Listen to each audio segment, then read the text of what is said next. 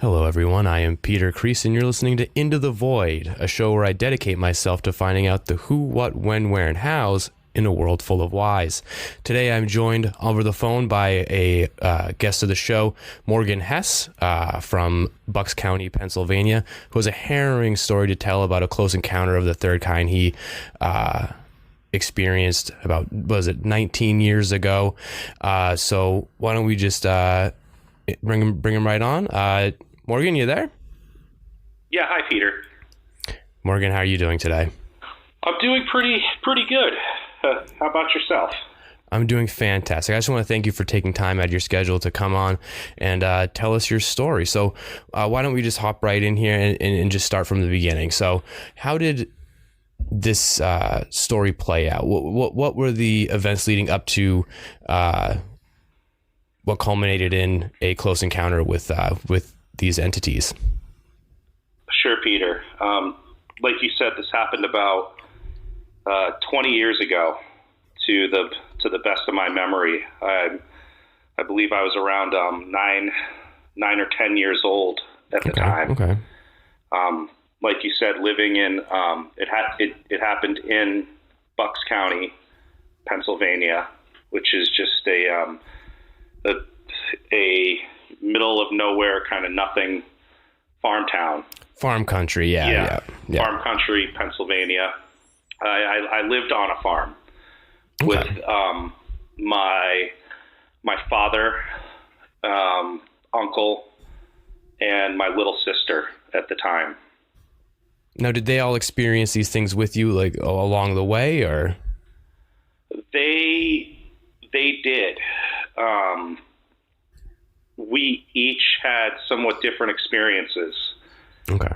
But I can't really speak for them, but I can, I apologize if I get a little choked up during this. It's kind of hard to...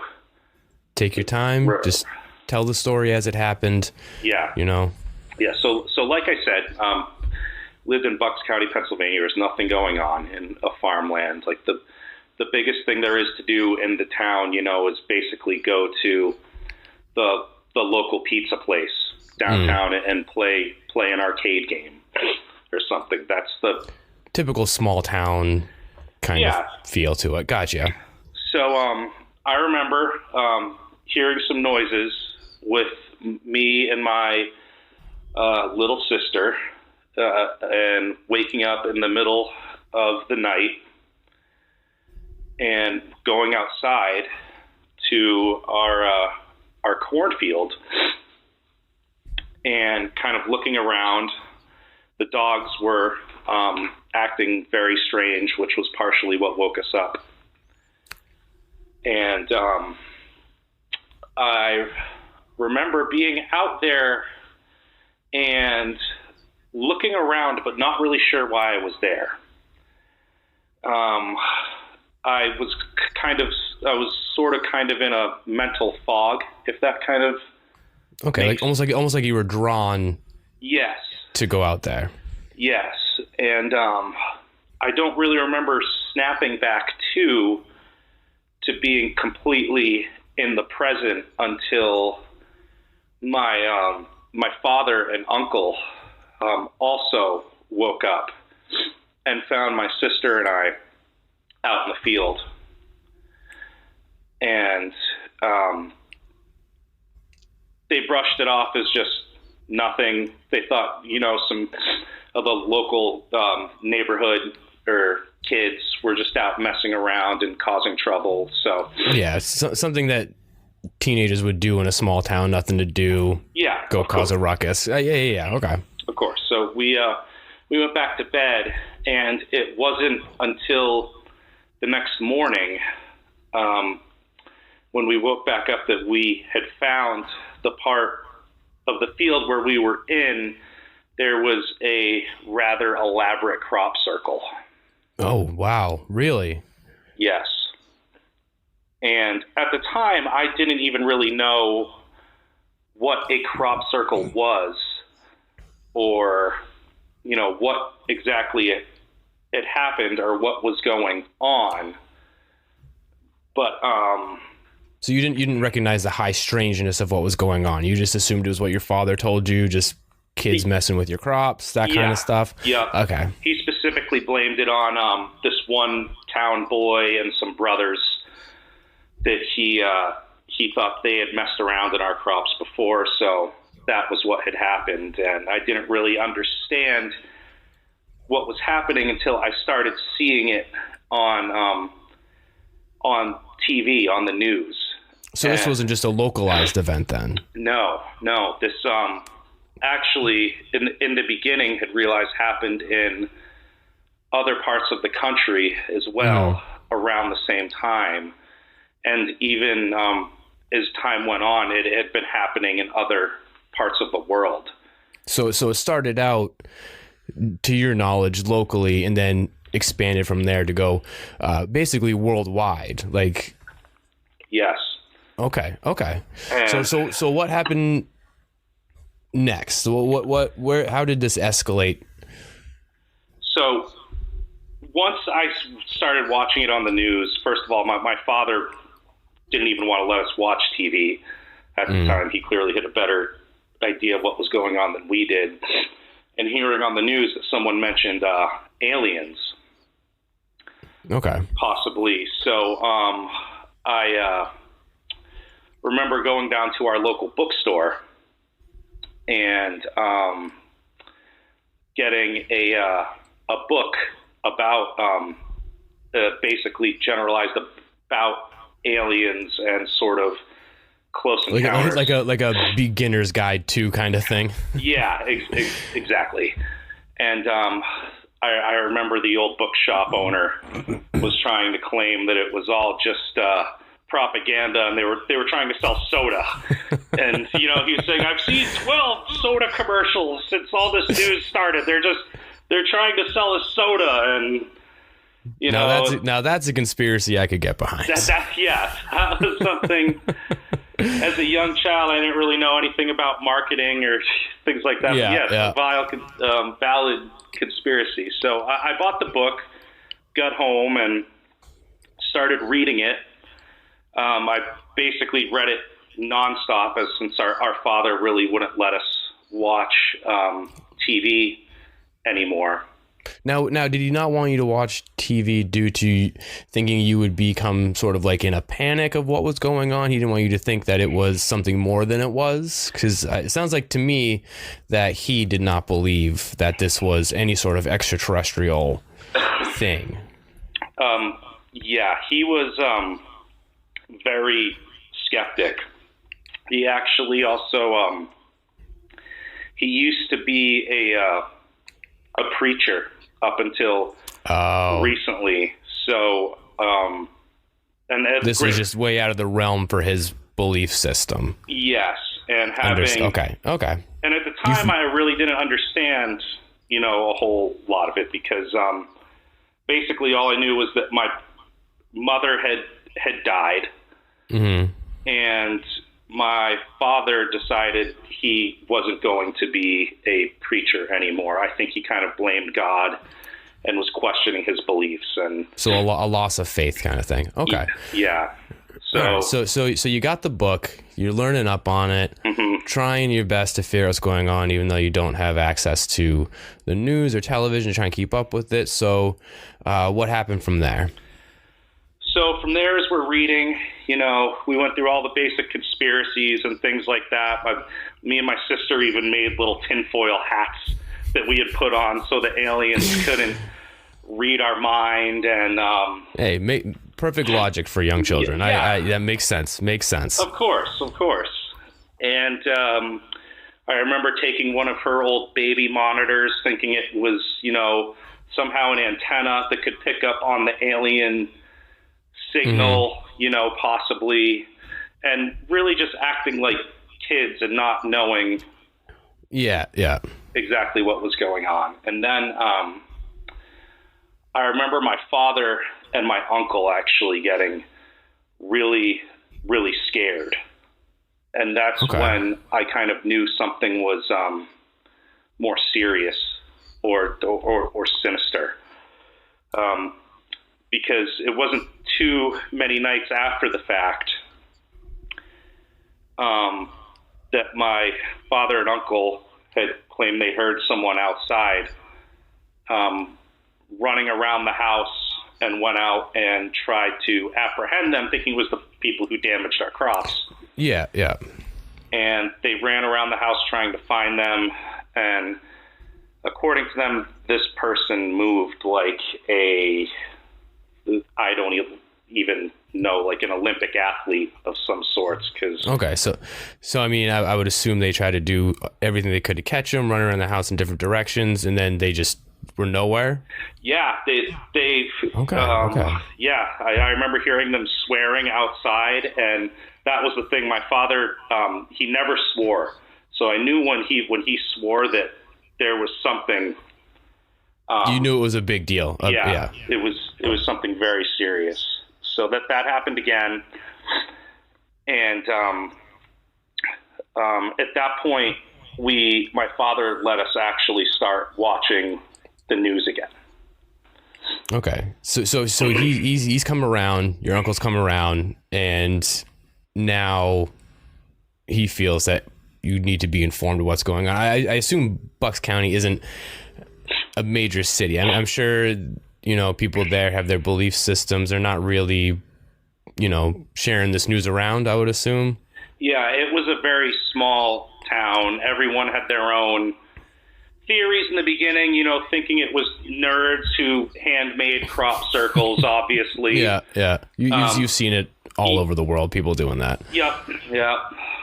I remember my uncle saying, it's just a bunch of virgins, who back in the 70s who did this, and they didn't have girlfriends, so they wanted to scare people, and that's what they were doing again. Yeah. But then once they saw it happening in other parts of the country and world, it got much more serious. It became real to them. It became real. And then at that point, I can't remember the exact timeline. Again, I was kind of in a mental fog. It was 20 years ago. Yeah.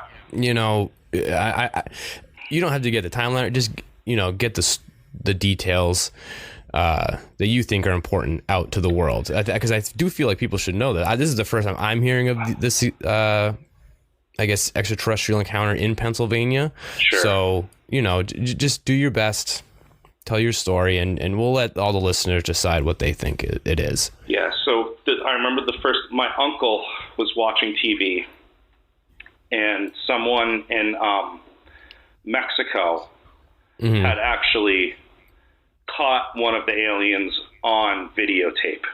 Really? Yes. And really? This a lot of this might have been scrubbed from the internet or TV or any type of sources, because like you said, you've never heard of it. Other people have never heard of it, but I remember as clear as day seeing that clip on the TV of that alien and being so it was reported at the time. Yes. But like I said, I've never heard of a global alien conspiracy or global alien encounter, I guess you would say. I'm sure the governments of the world is something they'd want to keep quiet to try and control panic. Yeah. And once we saw that on TV, we were just all terrified. I would imagine so. That it does sound like a very trying time. Yeah. And then people started seeing lights in the sky, which they believed to be UFOs, and not just our part of the world, but other parts of the world. Now, are these like just your run-of-the-mill UFO lights, or are these like the Phoenix lights, like what you could only imagine to be a bigger ship than? It looked to be that there were multiple ships. Multiple ships, okay. Multiple ships all forming and hovering around certain areas of the country and world, particularly around where these crop circles had been made. So it sounds like what you're describing to me is almost a full-scale alien invasion. I think something out of War of the Worlds almost. That they sent out maybe like a couple crafts here and there to form these crop circles, maybe as markers, or yes, that was the theory at the time, Peter. As I was as I was reading more into my book and sort of explaining to my father and uncle that the aliens were basically there. You mentioned War of the Worlds, that they were there basically either to be friendly or to be hostile. Yes. Well, there is a theory that aliens are real, and the reason why we don't know they would only make contact with the human race if they were violent, if they wanted to exterminate us, because other than that, we would just be a blip on their system. So at the time, you proposed a theory to your father that they were either here to help or to hurt. Yes. Now, which camp were you in when you first noticed all this stuff? As a child, I wasn't sure. All this was still new to me, and this was literally the first thing I had ever really heard outside of kid stories or TV shows, anything about aliens or someone from another planet, or even having it possibly be real. So this would be your first major experience with anything sort of quote unquote paranormal or extraterrestrial, stuff like that. Okay, so after people started noticing the lights, after they started seeing the crafts, what happened next to you and yours? So basically, what happened next? We kind of the news started to get more and more serious that the aliens were there actually as a hostile threat, and they so they weren't there to help. No. Okay. All right. They were clearly there as hostiles and had started making more and more contact with humans. So they were becoming braver, basically. They were showing themselves. Yeah, they were. I remember my father, someone he knew, he told me this after the time, had locked one of them in their pantry closet. Really? Yes. And wow. He actually had, that was his first close encounter with one of the creatures. With one of the creatures was in this person's in their pantry closet. That is some very crazy stuff, man. Yeah, he even chopped off, he told us, a few of its fingers when it tried. Really? It tried to reach under the door for him, and he had a knife. So it was malicious right off the bat. Yeah. Okay. All right. And so what happened next? At that point, we were all terrified, and we started basically barricading ourselves inside of our own house. We started boarding up the doors. Again, it was me, my little sister, my father, and my uncle had just barricaded ourselves essentially in the house. And my poor little sister at the time, she was a troubled child. We don't know if she was possibly autistic or something. My father was always ranting about anti-vax things and stuff like that. So she had some of her own tics and other personal things. She always thought water was contaminated or something. So she was, she'd drink water and just leave. Like, she'd take a sip of water and then leave a cup or glass out. Just yeah, almost like an OCD kind of thing. Yeah. So this was before all the aliens even. So we lock ourselves, again, board ourselves up in our house. And at this point, my dad is really starting to lose it. I remember we sat down for almost sort of a Last Supper type deal where he asked everyone what they wanted to eat, and we basically made a giant feast. And then he started crying and swearing at us, and so he was almost basically preparing for everyone to die. I think so. I think he thought it was that dire. Yep. And obviously, when your dad is scared, you're scared as well, because that's supposed to be the person, you know, who's there for you and to protect you and everything. And yeah, so long story short, after that, our house was attacked.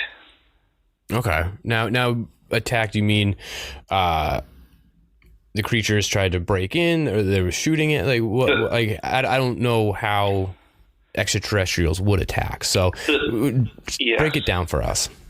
The creatures were coming in and making, and this was another theory that I had read in my book, that the aliens, instead of using their technology to just vaporize us, they would more likely to show up in person and use hand-to-hand combat, because according to this theory by this doctor, that if they were using their special technology and everything, that we would eventually just use nuclear weapons and then make our planet and resources basically uninhabitable and useless to them. Makes sense. So they would want to try and preserve as many of our resources for them to take for themselves. And you are correct. If an alien invasion were to happen, we would more than likely use the nuclear option to try and fend it off. That is a very good point. Yeah. So they largely everywhere in the world were coming down physically in person. And so I don't even think I described to you what the creatures looked like either. They No. They looked they were human-like. They had two legs. They stood upright and walked. And okay, so humanoid. Humanoid. They were grayish, but they could camouflage to their surroundings. Wow. Almost like chameleons, you know? So almost like a cloaking kind of thing. Okay. Yes. Right. Wow. This was how we believe they avoided detection before they sort of wanted to be seen, and they were so hard to spot, was because they were camouflaging themselves into... That is terrifying. Yes. It was very, very terrifying. And so they did have eyes and some sort of nose feature. And almost like, would you say it's almost like a stereotypical alien look, or a little more human than that? Almost not the stereotypical green type of aliens that we see, you know, drawn on cartoons, like a gray or something like that. It was more humanoid and just gray with this strange camouflage. Gotcha. Thing. So we're in our house. We hear them crawling all over the house, banging on the doors, trying to get in. And eventually we end up locking ourselves in the basement. Almost like a last line of defense kind of thing. Yes, correct. Okay, all right. And one of them actually ended up almost getting into the basement through an old coal chute that we had in the house. Like I said, it was an old farmhouse. Yeah. Yep, and it had reached through and actually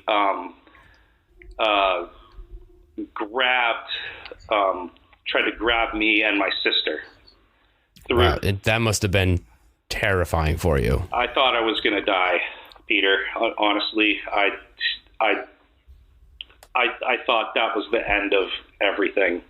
I think anyone would in a scenario like that. I don't know how I would feel, but I can imagine. Yeah, I also have asthma as well. It was worse as a child. Yeah. And I had an asthma attack in the middle of all of this. Well, I'm sure stress is a very big trigger. Of course. And my medicine in my inhaler was upstairs that was something we had forgot in all the chaos that was happening. Yeah. At the time. So I basically had passed out from the asthma attack. Lack of oxygen. Yes. Yeah. So the rest of this is kind of fuzzy, but this is how it was sort of related to me from my father and uncle after the fact. Mm-hmm. So we went upstairs and had heard that we thought the aliens were gone. All of a sudden, they stopped attacking the house. Just done out of the blue. Yep, they just stopped attacking all of a sudden, and okay.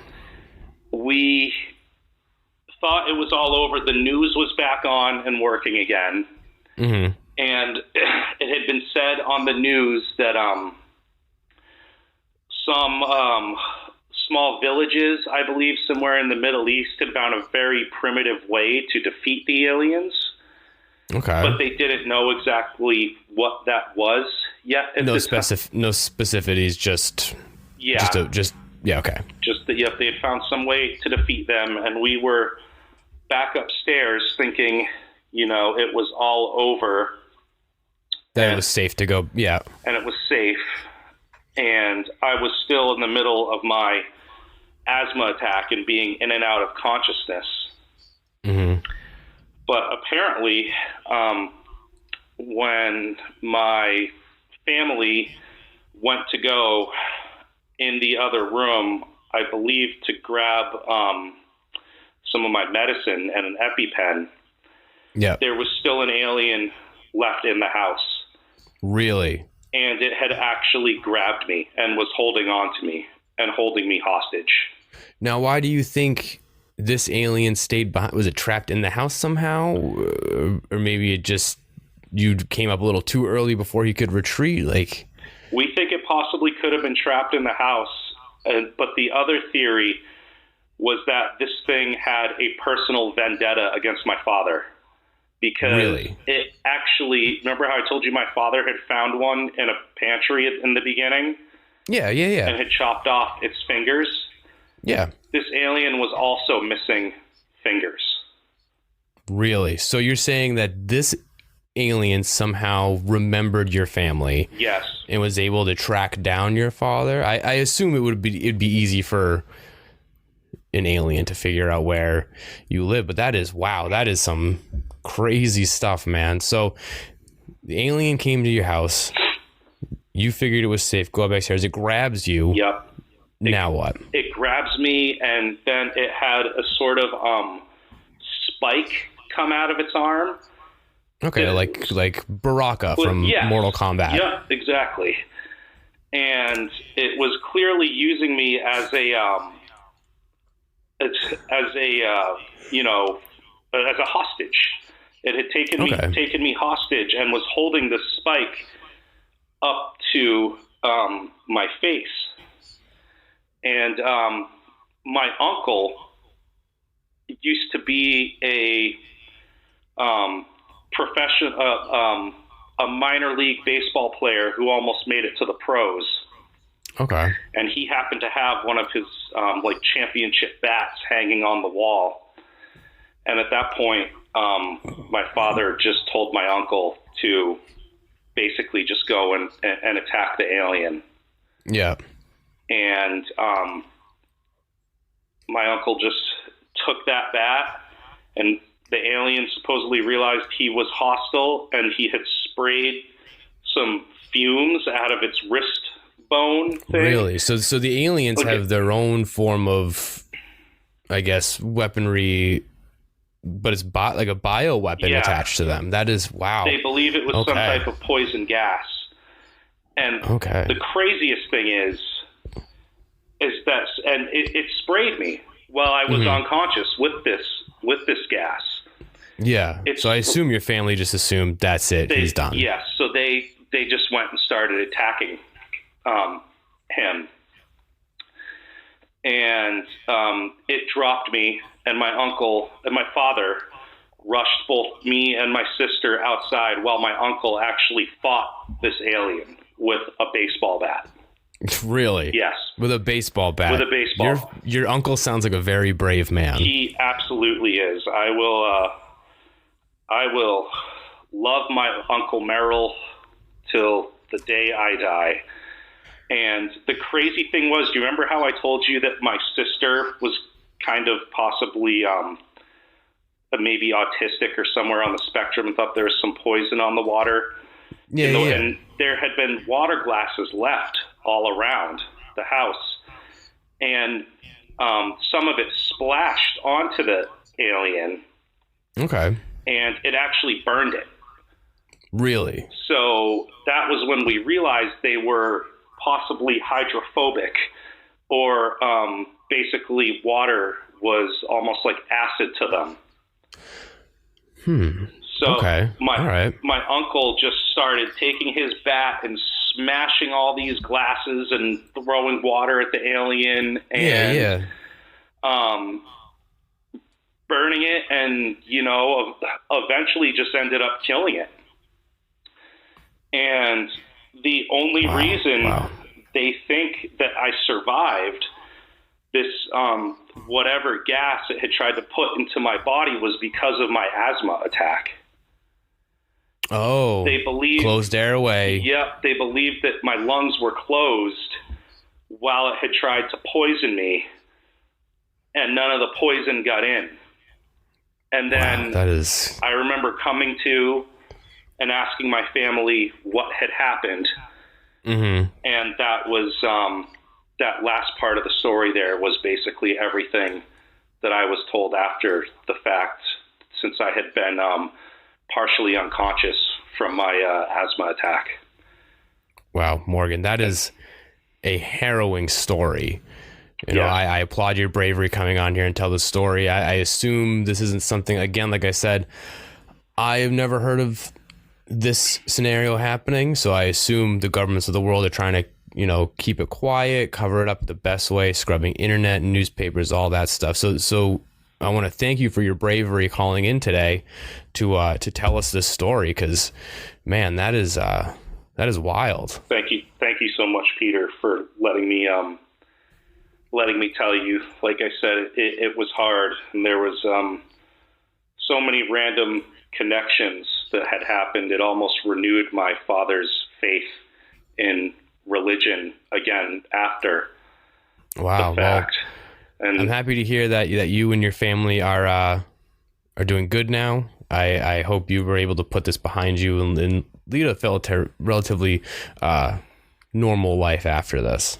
We try to, Peter. I still live in Bucks County, and there nothing like that has ever happened here since. Well, I'm happy to hear it. Yeah, the craziest thing was my uncle, having the home run minor league record, and that was that was basically back to our small farm town life again, and that's how we've lived ever since. Well, thank you again for joining us, and maybe we'll have you back soon. Thank you so much, Peter. All right. I just want to say thank you to my guest, Morgan Hess. What a harrowing story. And if any of you guys out there live in Bucks County, know anyone who lives in Bucks County who can, add more to this story, maybe a different perspective, please just let us know. But until then, keep your eyes to the sky and your ears to the ground.